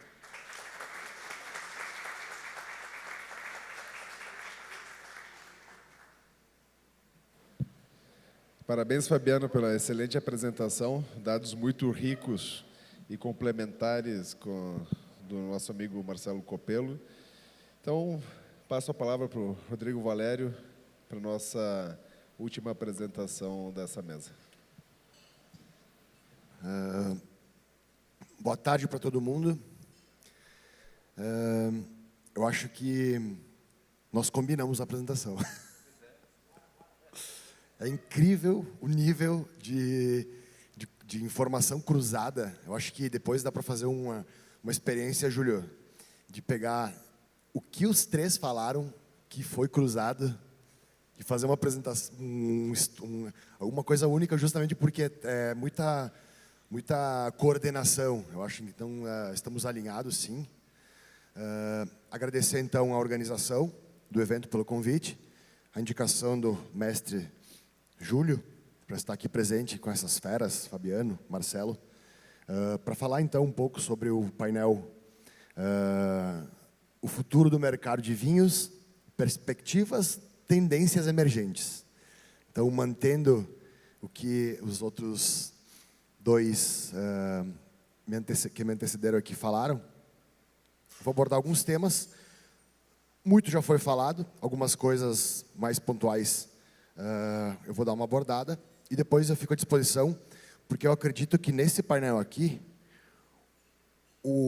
após essa troca aqui, é o que mais vai ser legal, porque vai vir as dúvidas e nós vamos confrontar as visões de um influenciador, um jornalista, um profissional que atua com consultoria em várias vinícolas, e eu como um profissional que trabalho em apenas uma vinícola, mas a maior vinícola do Brasil. Então, tem o nosso representante aqui, o Marco, que veio de Brasília, justamente para como é que cada visão como muito bem colocado pelo Fabiano, a gestão de uma grande empresa lida com esses desafios no dia a dia, que hoje é domingo, mas amanhã, às 8 horas da manhã, eu já tenho uma reunião com o comercial nacional da Vinícola Aurora para discutir estratégias de segundo semestre. Então, é um tema que está muito em voga e, por mais técnico que o início das palestras foram, a questão da tecnologia da dupla pó, da ciência por trás disso, tem que ter uma visão, um olhar para a gestão, para a área comercial, para a área de marketing dessas marcas e dessas vinícolas que fazem parte desse projeto aqui. Eu parabenizo também pela qualidade dos produtos, porque eu praticamente degustei, não todos, mas uma grande parte dos vinhos, e são fora de série a nível mundial, tanto que já tem reconhecimento e certificados em concursos internacionais. Então, aqui um pouco sobre mim, então já foi falado, só não foi mencionado no final que eu sou sommelier profissional, então pela BS Rio Grande do Sul, um entusiasta do vinho. Eu estou na Vinícola Aurora há 17 anos, antes disso eu trabalhava com comunicação, com marketing, e digo que é um mundo apaixonante. Depois que tu começa a trabalhar e entender, dificilmente no resto da minha vida eu vou deixar de trabalhar com esse meio, porque é algo que vicia, literalmente. Um panorama atual, então, reiterando o que os outros colegas comentaram, que a queda do consumo entre as gerações mais jovens, como a geração Z, é evidente e notável. Então, não é eu que estou dizendo isso, é o mercado. Tá? As gerações anteriores beberam muito mais vinho do que essa geração atual que está vindo. E vou fazer, talvez seja aquela palestra, Júlio, que o cara vai lembrar daqui a uma década. Vai diminuir o consumo de bebida alcoólica do Brasil e no mundo. Ainda estamos num panorama diferente do mundo, né, Fabiano? Todo mundo está desesperado. Não importa o país. No Brasil, ainda é um oceano azul, porque cresce. Mas o futuro vai dizer que não é assim. Então tem que pensar um pouco mais, tá? Cada vez mais essa geração tem consciência do que causa o excesso do consumo de bebida alcoólica. Por isso que a tendência dos prêmios e super prêmio aumentar, porque as pessoas vão beber menos, mas melhor. Tá? Então, é mais complicado. Existem nos Estados Unidos as bebidas à base de CBD, que é como é que eu vou dizer?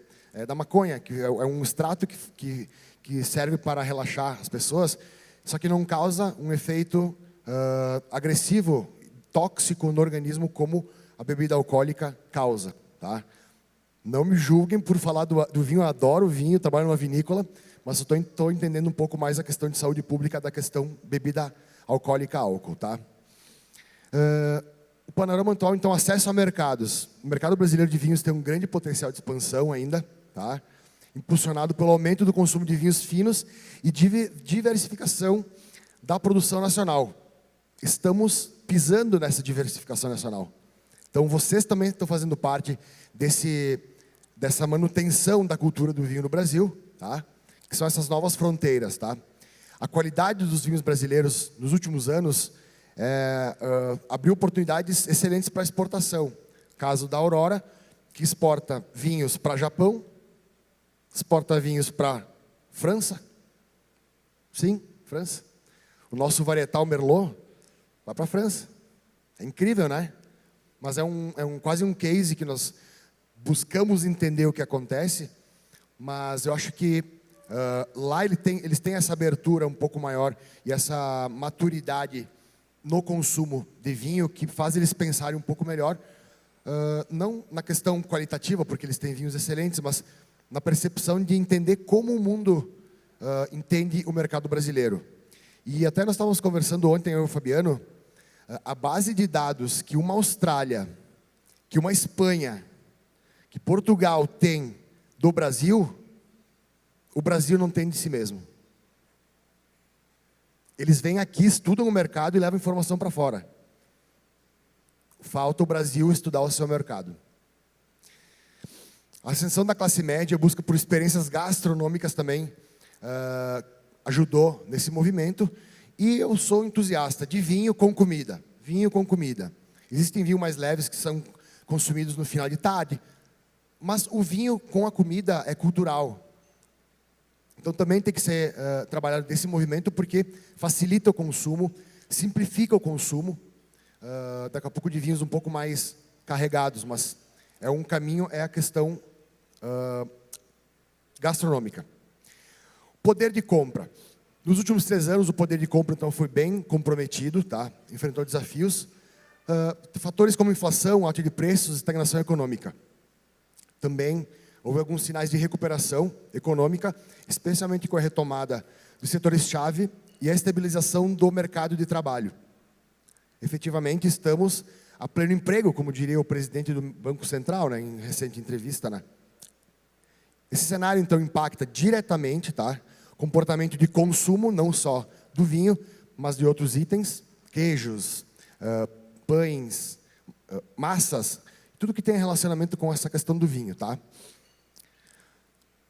Nova geração, então, reiterando, os millennials têm essa dificuldade, então, de beber menos álcool, mas eles têm se mostrado muito interesse pelo vinho, diferentemente de gerações anteriores. Valorizam a autenticidade, a experiência, preferindo vinhos de pequenos produtores e rótulos com histórias únicas. Um depoimento que eu vou dar para vocês, conversando com vários produtores ontem, eu fiquei ouvindo as histórias e eu falei, essas histórias têm que ir para o rótulo de vinho de vocês. São histórias lindas, histórias de superação. É algo que eu nem sei quantos anos, mas 10, 15, 20, não foi em 77 que me falaram que começou a vir o pessoal para cá, não tinha nada aqui. Nada, nada. Isso tem que ser contado em rótulo, tem que ser contado. Isso valoriza, agrega valor para o produto de vocês. Contem essas histórias. Essa geração compra história. Eles defendem valores que vocês defendem. A busca da sustentabilidade também e responsabilidade social influencia as escolhas dessa geração, favorecendo orgânicos e biodinâmicos. Também utiliza muito as mídias sociais para descobrir novas marcas e compartilhar suas experiências, moldando o mercado vinícola com suas preferências e comportamento de compra. Quando ele comprar um vinho, que ele ouviu a história que tem por trás, da superação, como foi produzido, como foi colhido, a ciência envolvida nisso, é o diferencial que tem que ser vendido. Tá? Cultura e educação. Aqui eu vou exaltar a Expovites. É o primeiro evento que vai ter, a Expovites que tem aqui nesse local. E eu digo para vocês que é um marco histórico. Quem estiver presente aqui nesses 3 dias, fez história, ajudou a escrever a história do vinho no Brasil. Tenham isso em mente, tá?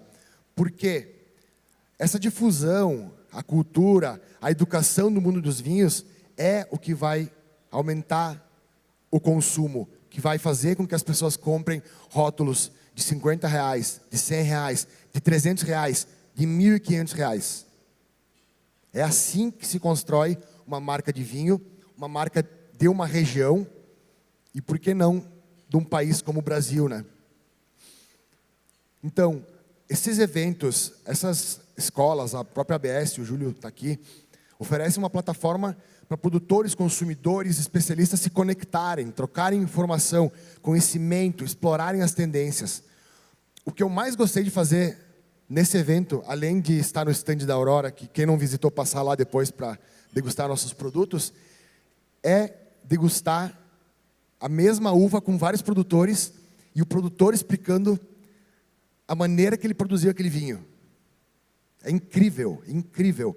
Não tem um vinho igual ao outro. Façam isso hoje, aproveitem essas últimas horas de evento e caminhem, conversem com as pessoas. É isso que conecta os profissionais, os influenciadores, jornalistas, os produtores E tudo isso é um grande networking para levar cada vez mais conhecimento e essa questão dessa cultura do vinho, que no Brasil ela ainda está sendo descoberta, está sendo impulsionada. Então, esses eventos valorizam os vinhos locais, essas inovações do setor que tem. Eu provei um vinho que tinha apenas inox, um vinho que tinha inox mais madeira, um vinho que tinha inox mais madeira mais o ovo de concreto. E todos têm a mesma base, são da mesma uva colhida no mesmo dia, só que com perfis diferentes. E essa exploração, essa inovação que vocês vão ter que levar para o mercado, para ver daqui a pouco como é que o consumidor entende isso, qual é o produto que vai ter mais destaque daqui a pouco, daqui a 1 ano, 2 anos, 3 anos, que vocês vão levar para o mercado ou investir na tecnologia. Então, essa troca é o que movimenta cada vez mais essa cultura, tá? A interação direta entre os stakeholders fortalece a cadeia e amplia o mercado consumidor, impulsionando o crescimento sustentável da vitivinicultura. Algumas soluções, eu não sou pai de soluções, mas eu citei algumas aqui. Fechar o ciclo, treinar, educar, aculturar toda a cadeia produtiva, desde a origem na uva até o consumidor final. Economia de custos, reduzir custos em toda a cadeia, revendo processos, fretes, embalagens e tudo que possa trazer vantagem competitiva para o consumidor. Uma outra palavra que eu colocarei aqui, que eu aprendi ontem, uma visão mais técnica, é produtividade. Vocês têm que começar a ganhar escala, tá? Público-alvo, então, se aproximar do público mais jovem, mas sem esquecer do público maduro, que é o que consome o produto premium e super premium, tá? E vinho sem mistério. Nos últimos anos, o aumento de cursos especializados, workshops, eventos, tem contribuído para uma maior difusão e compreensão sobre os diferentes tipos de produto, as diferentes regiões do mundo. E tem que passar por isso, pessoal. Não é uma receita simples. Depois, no meu resumo, eu vou dar umas palavras para vocês, mas não existe receita de bolo. O que dá certo hoje pode não dar certo amanhã, tá? Algumas visões gerais, então. A questão do zero álcool ou baixo álcool.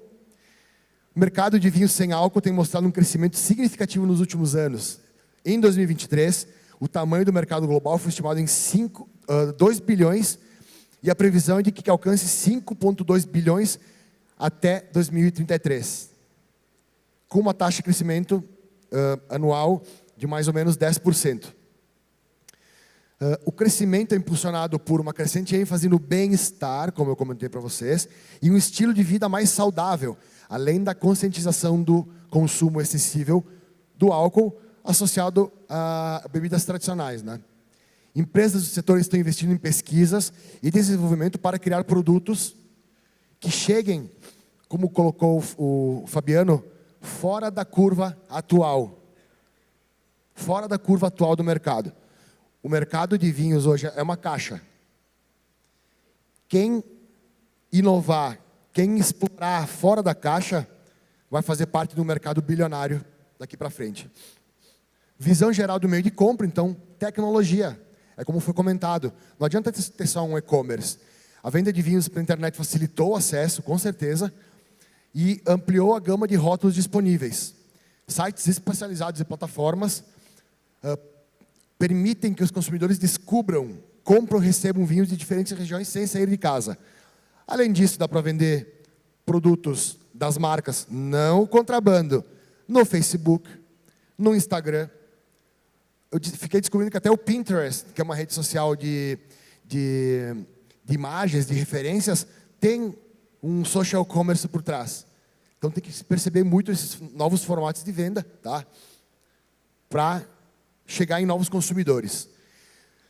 O enoturismo, né? Então uma visão geral sobre experiência, né? Desempenha um papel crucial na indústria do vinho, proporcionando uma fonte significativa de receita e fortalecendo a relação entre os consumidores e as vinícolas. As vinícolas oferecendo uma experiência com seu produto no vinhedo ou na cantina, as pessoas podem sair de duas formas dessa experiência, sendo um defensor ou sendo um hater. Ou seja, quando você receber alguém na sua vinícola, você tem que quase estender o tapete vermelho para essa pessoa. Porque no momento que alguém entra na tua casa e tu não recebe ele bem,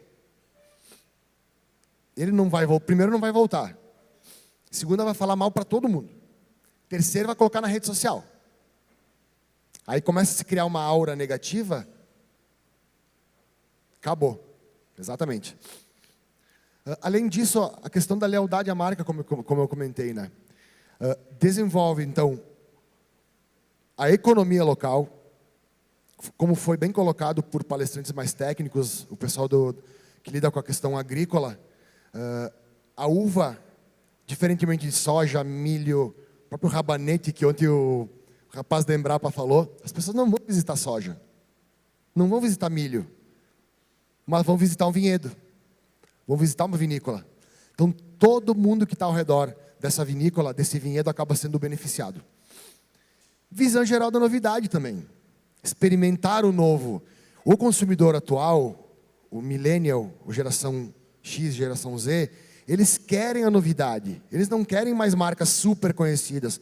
Eles não querem mais Chardonnay. Eles não querem mais Cabernet Sauvignon. Eles querem coisa nova.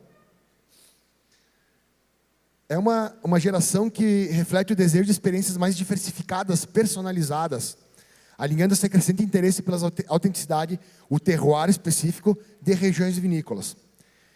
As vinícolas ao redor do mundo estão respondendo a essa demanda ao cultivar e promover uvas menos conhecidas, como a Mencia, na Espanha, Nero d'Avola, na Itália, e a portuguesa Baga. Aqui um exemplo de varietal, bem pouco conhecido, mas eu vou dizer que eu tomei um rebo aqui em alguma vinícola, não me lembro qual, muito interessante. Então, essa tendência de novidade também movimenta esse mercado. A Aurora, ela lançou ano passado 3 varietais novos que simplesmente caíram no gosto do brasileiro. Esse varietal Rebo, um varietal Petit Verdot e um Marcelin, que já tem mais no mercado. Qual deles performou melhor? Alguma sugestão? Rebo. Por quê? Por essa busca do novo, essa busca de buscar essa experiência nova e mostrar para o mundo que eu sei alguma coisa nova. Então, se vocês encontrarem esse produto na gôndola, podem comprar. É confiança, experimentem. E depois eu vou botar meus contatos aqui, me falem o que vocês acharam. Já vai ler um merchandisingzinho aqui, né? As tendências, então, agora mais umas tendências gerais. Experiências virtuais, né? Com as tecnologias, os produtores podem criar experiências virtuais, como degustação online. Marcelão aqui trouxe uma novidade, já que já está alinhada nessa tendência. E tours virtuais por vinícolas, permitindo que os consumidores conheçam o processo de produção e a história dos vinhos sem precisar viajar. Eu vou dizer para vocês, eu nunca vi isso aí. Mas no momento que tiver, e no final eles falaram assim, ó, depois dessa imersão gratuita, você tem 10% no e-commerce para comprar nossos produtos e receber na porta da sua casa. Fidelização. Big Data e análise. Então, o uso de Big Data e análise preditiva ajuda os produtores a entender melhor as tendências de consumo e a otimizar suas estratégias de produção e marketing. Isso inclui prever quais tipos de vinho terão mais sucesso no mercado e ajustar os estoques de acordo com a necessidade. Comunidades online, fóruns, grupos online, grupo de WhatsApp, permitem que entusiastas do vinho compartilhem experiências, recomendem rótulos, discutam tendências. Elas ajudam a criar um senso de camaradagem entre os amantes do vinho e facilitam o aprendizado e a troca de conhecimento. É a velha questão QI, quem indica. Quando um amigo de vocês indica tal produto que está em tal local, que você está com preço que daqui a pouco ele sabe que cabe no teu bolso, você vai ficar, no mínimo, em dúvida, no momento que passar na frente dessa gôndola, falar, indicação, tem um jantar hoje à noite, qual vinho escolher? 60 mil rótulos. Entenderam? é quase um ligue os pontinhos.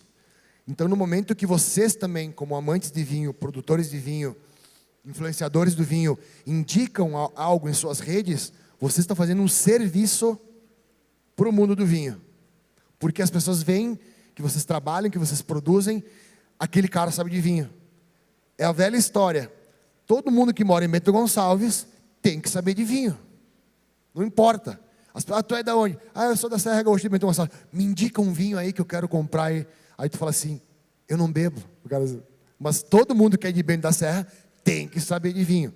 Não, as pessoas, nem todo mundo sabe, tá? A pessoa não é assim 100% como eu falei. Mas como é essa indicação, pessoas que trabalham no mundo do vinho, pessoas que escrevem sobre vinho, compartilham alguma informação sobre algum vinho, tem alguma diferença em relação a quem não conhece nada. Já vou para um resumo, então, que não existe resposta ou receita para ter sucesso no mundo dos vinhos. A linha de chegada continua fugindo de nós. Não existe linha de chegada.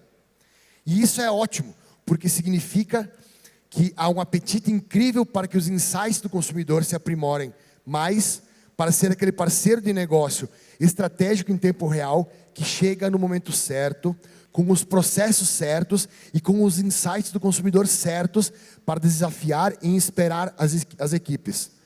Porque os mercados estão cada vez mais competitivos. Tá ok, pessoal? Eu vou ficar à disposição, então, agora em seguida para mais dúvidas.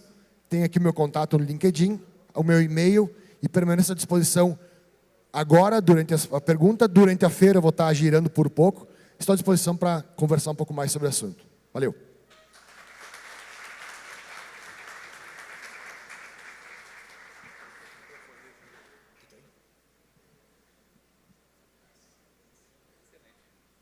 Bom, mais uma excelente apresentação, Rodrigo, que está dentro de uma vinícola, e com isso a gente consegue ver também como 3 grandes profissionais do mundo do vinho, a partir de 3 diferentes pontos de vista, chegam a conclusões muito, muito parecidas. E o que mostra também que não estamos tratando aqui de meras opiniões, mas de posicionamentos baseados em dados muito consistentes.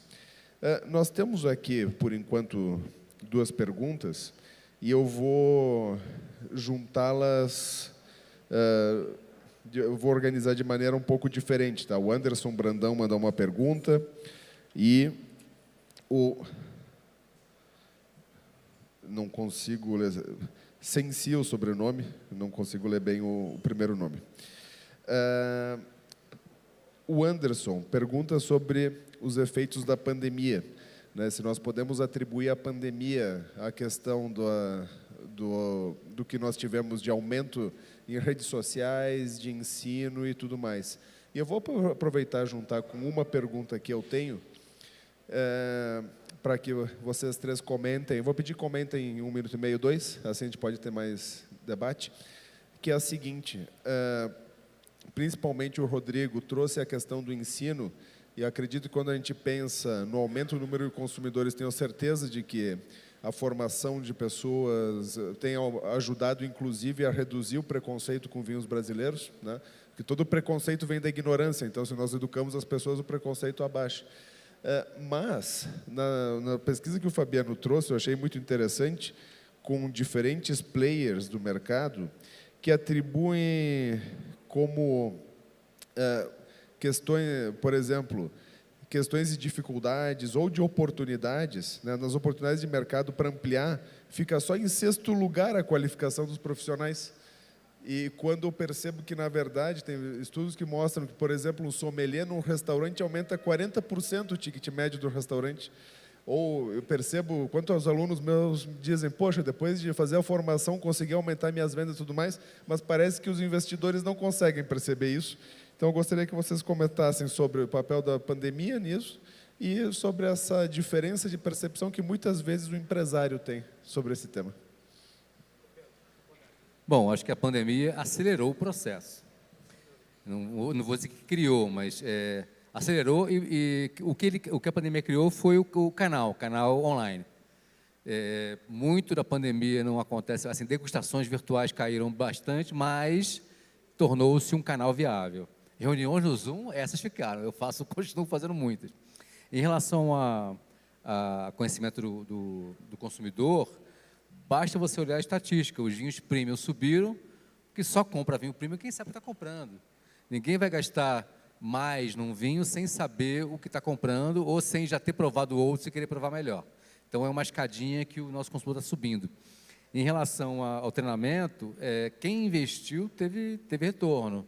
Eu conheço donos de restaurantes no Rio, São Paulo, etc., que investem porque sabe que dá retorno. Por outro lado, o lado errado do efeito Tostines é quem não investe não tem retorno.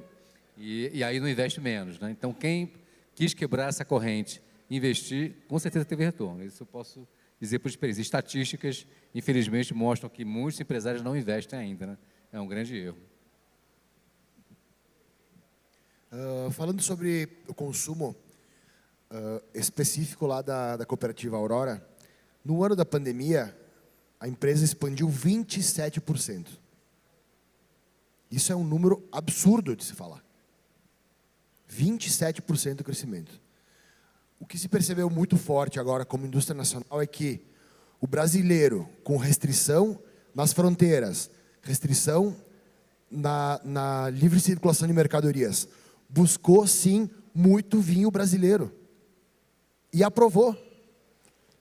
Também eu digo que a pandemia ela trouxe não só esse consumo alto de vinhos, mas consumo alto de vinhos brasileiros.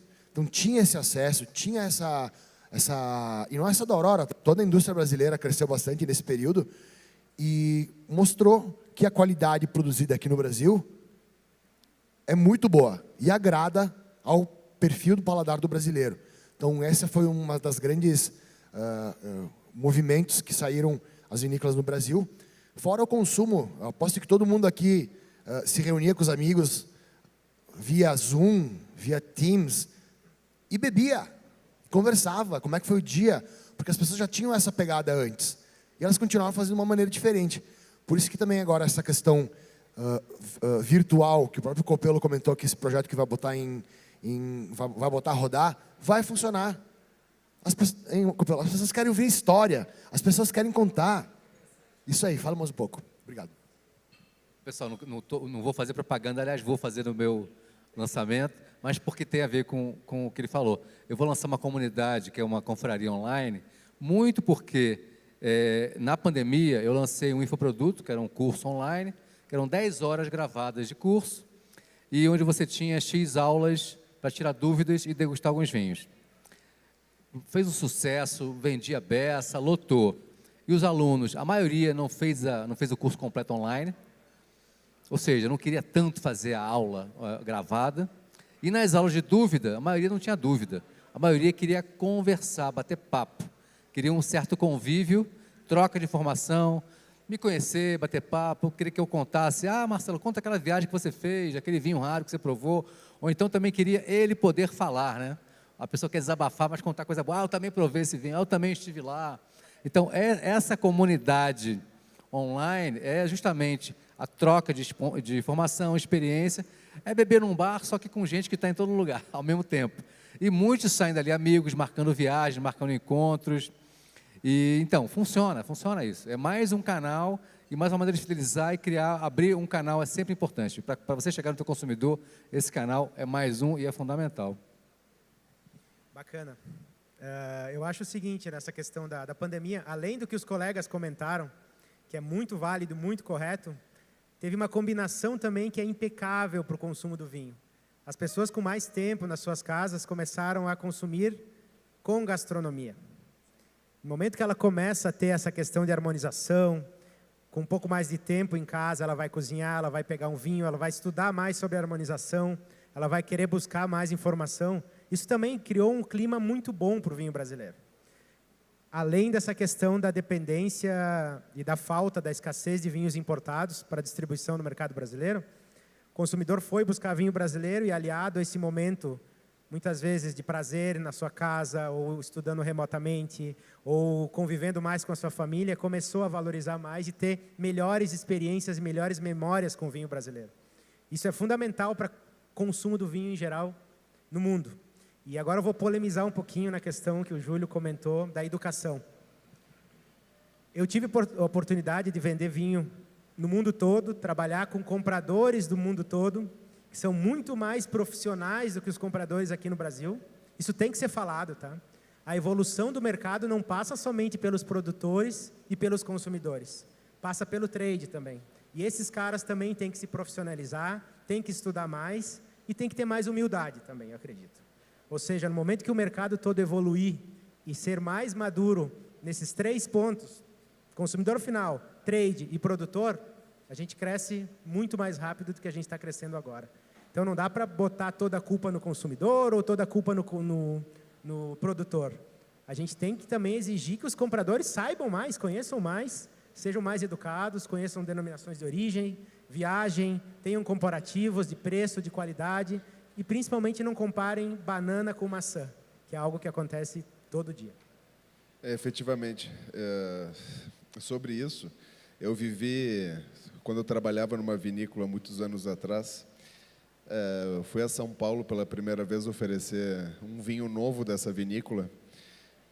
O comprador de uma distribuidora importante, ele pegou a garrafa nós levamos a garrafa de vinho, o cara pegou a garrafa de vinho, levantou, colocou no lixo,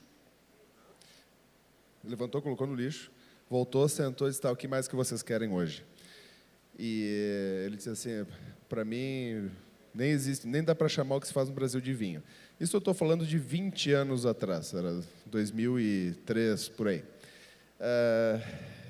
Então, além de pouco estudo, pouca educação também. Esse é um exemplo bastante exagerado, mas quem vai bater na porta sabe o quanto que a gente sofre quando vai oferecer um produto muitas vezes, e isso passa pela baixa qualificação também do trade. E só para compartilhar também um pouco de experiência minha, na ABS do Rio Grande do Sul nós temos um curso online, que justamente nós trabalhamos com o reinvase de vinhos para levar uma experiência para os consumidores.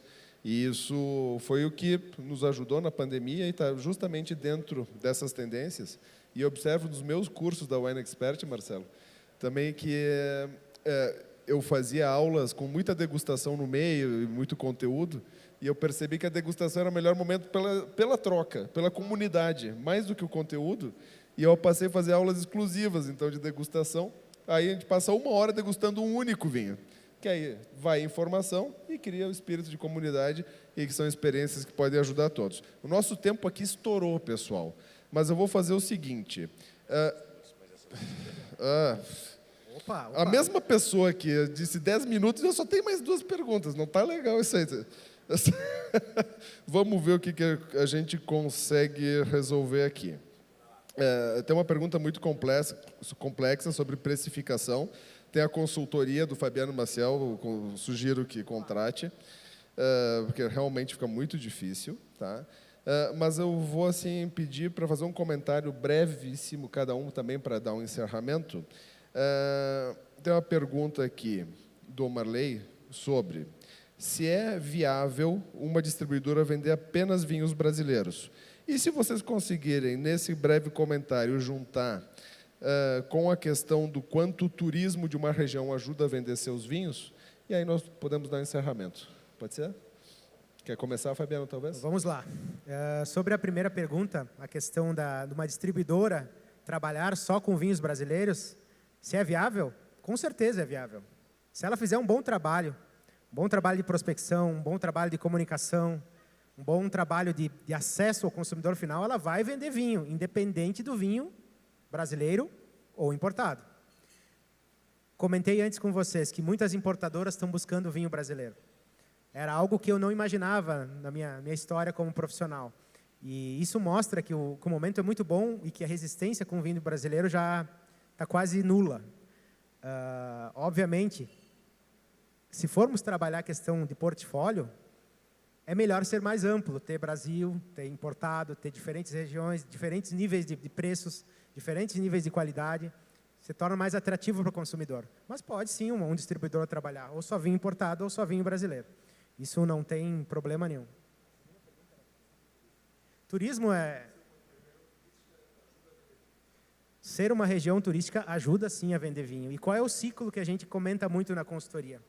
O ideal é que a pessoa vá por uma região que é conhecida por a sua qualidade dos produtos do vinho, conheça em loco a vinícola, compre seus produtos, deguste seus produtos, e quando ela voltar para a cidade dela, ela ter a oportunidade de comprar na sua cidade esse produto. Então, é um ciclo que tem que ser completo. Se ele não for completo, vai ser uma compra e não vai ter recompra. Então, a gente tem que trabalhar bem essa questão do enoturismo para, muitas vezes, quebrar a barreira, a pessoa conhecer o produto e poder comprar no seu mercado, ou só na sua cidade, ou no seu estado, ou online, muitas vezes. Ela tem que ter essa possibilidade. Bom, em relação a vender só vinho brasileiro, questão de estratégia de marketing, como você quer se posicionar. Lá no Rio, a gente tem um caso ótimo, que é a Cave Nacional. Começou timidamente, numa loja no centro do Rio, não tracionou, e aí mudou-se para a Zona Sul, Botafogo, e abriu um restaurante na loja. Está bombando, porque oferece experiência, a pessoa pode ir lá comer, provar, experimentar vários vinhos. Antes era uma portinha que vendia, distribuía. E depois, muitos me perguntam no Rio, onde é que eu acho o vinho tal? Não sei, tenta a Cave Nacional, porque sei que lá tem muito vinho brasileiro, não, mais que qualquer outra loja no Rio. Então, tornou-se referência. Foi uma estratégia que deu certo.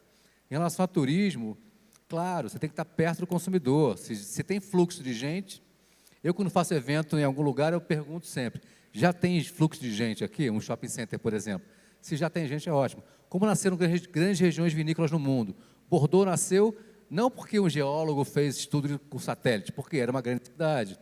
O Hunter Valley nasceu porque era ao lado de Sydney, na Austrália, e assim por diante, estar próximo de grandes centros. Por que os eventos meus no Rio dão certo? Porque o Rio tem muito fluxo de gente, nos lugares que eu faço. Por que a Vinexpo mudou de Bordeaux para Paris? Todo mundo quer estar em Paris. Então, se você tem uma atratividade natural do lugar, claro que é mais fácil vender vinho. E você vender, claro, tem que ter o pós-venda, fidelizar, né?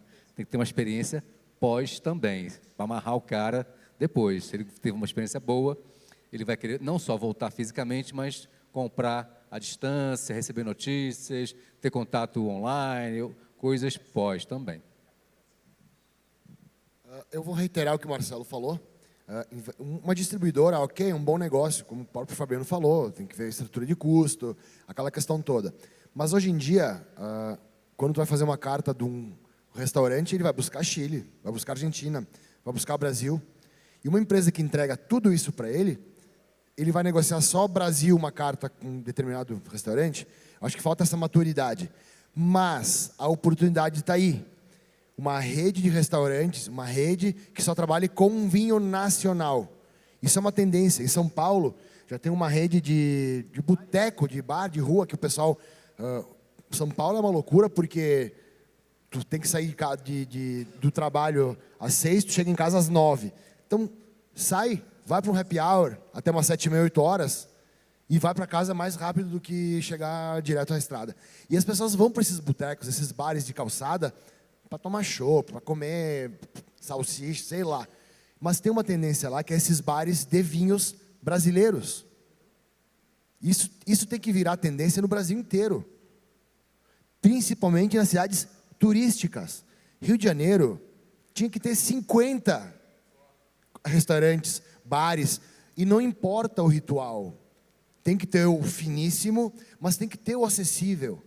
Tem que ter o restaurante que serve vinho de bag-in-box, geladinho, bom. Existe isso, existe brasileiro bom que vende isso aí. Então, é meramente aproximar o brasileiro dessa experiência legal. O brasileiro gosta de sair, gosta de interagir com outras pessoas. Então, fica uma dica. Um bar, um restaurante de vinhos 100% brasileiros. E aí, a questão turística, que muito bem o Marcelo colocou. Esse evento está na história, vou reiterar, isso está na história, porque do lado de Brasília, onde se define o futuro da nação, literalmente. Então, a cultura passa muito por aqui. Por isso que eu acredito muito nesse evento. Ano que vem, no outro ano, cada vez mais visibilidade. 1h30 de Brasília, é uma região que tem tudo para estourar. Visibilidade. Não é Porto Alegre, a Serra Gaúcha lá que já está vai fazer 150 anos que o pessoal chegou lá. O pessoal ralou, imagina 150 anos. Aqui, Eu acredito que em menos de 10 anos, o turismo vai ser um motor dessa região aqui. Então esse é o meu recado. Vinhos brasileiros em restaurantes com comida brasileira e o turismo como impulsionador de categoria em todo o vinho nacional. A proximidade do brasileiro com isso aqui. Imagina quantos gringos não vão ir visitar esse lugar aqui. Quantas nacionalidades não chegam em Brasília todos os dias. Tem que oferecer esse caminho cada vez mais. Quando eu estava vindo para cá, tem uma plaquinha na estrada, vinícolas, wineries. Genial, genial. Explorar isso lá em Brasília e trazer aquele povo para cá. Aí sim o Brasil vai ser conhecido por vinhos no mundo. Bom, pessoal, eu quero dizer principalmente de que é um prazer enorme estar aqui com o Fabiano, com o Marcelo e com o Rodrigo, que além de todo o conhecimento que eles demonstraram claramente que têm, são pessoas agradabilíssimas de se conversar. Eu fico sempre muito feliz quando tenho a oportunidade de conversar com vocês, sabem disso. Então, me sinto muito privilegiado. Meu caderninho saiu com mais anotações, porque sempre aprendo a cada conversa com vocês. Espero que vocês também tenham podido aproveitar.